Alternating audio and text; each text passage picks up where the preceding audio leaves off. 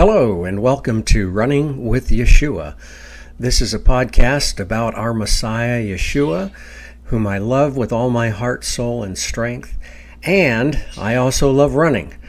So our next episode, number 4, is called Betsilmenu, in our image. You know, it seemed a great idea. Being stationed at an Air Force base overseas on the island of Crete is surely something the Lord would endorse. After all, it's an island that was visited by the Apostle Paul, an island rich in history, an opportunity to witness to another people group.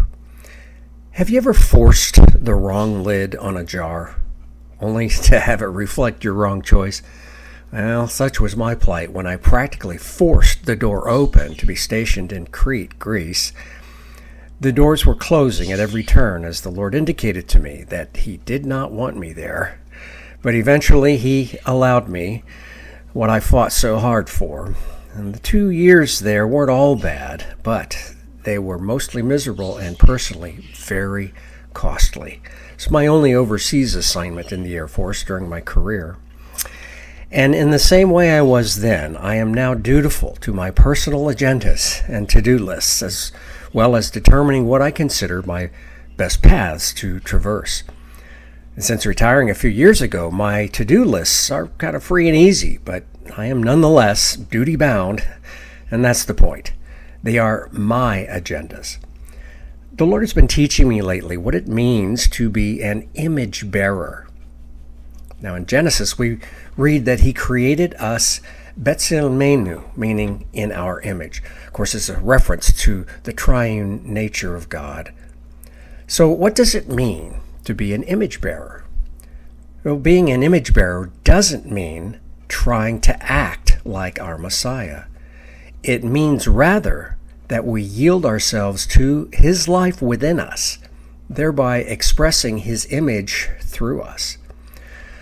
You know, no longer should we abide by the axiom, what would Jesus do?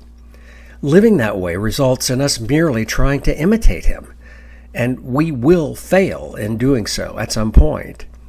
Yeshua has placed His Ruach, His Spirit, in us in order to shine His image through us. I suspect that most of Christendom has come to believe that salvation results for those who believe in Yeshua and live up to His standard.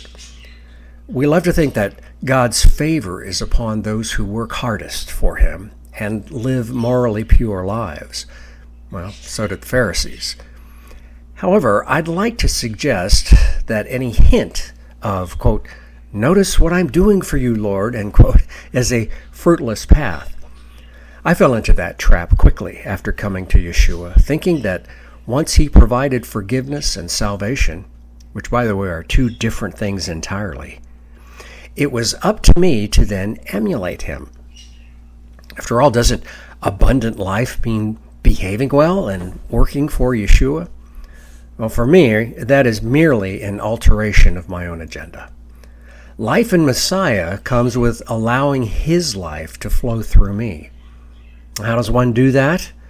Well, the answer is simple in one sense, but radical in another.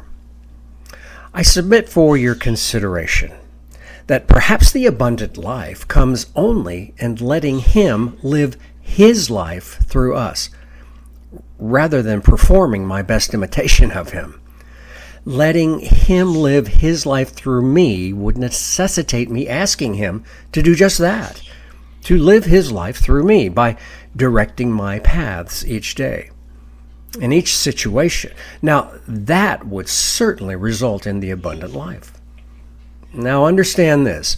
I am constantly trying to wrestle away my agenda from Him in order to perform my self-inspired narrative, as my stepbrother, Pastor Mike Atkins, so well puts it. Self-inspired narrative. You'll notice the first letter of each of those 3 words spells sin.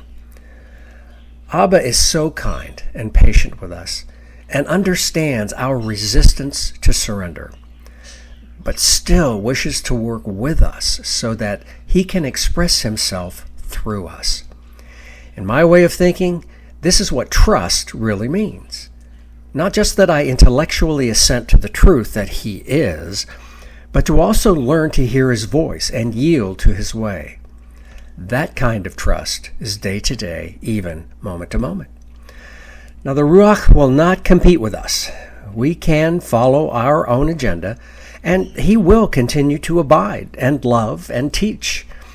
But allowing the life of him to flow through us is of much greater abundance.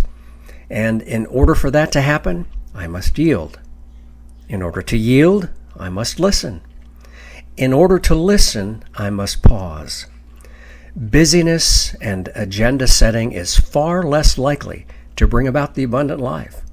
His life in us is the abundant life. Dear Abba, from the abundance of your desire to show your image through us, please give us willingness to yield. Please sharpen our ears and minds to hear you. And please alert us when you drop a word into our hearts. Shalom, Havarim.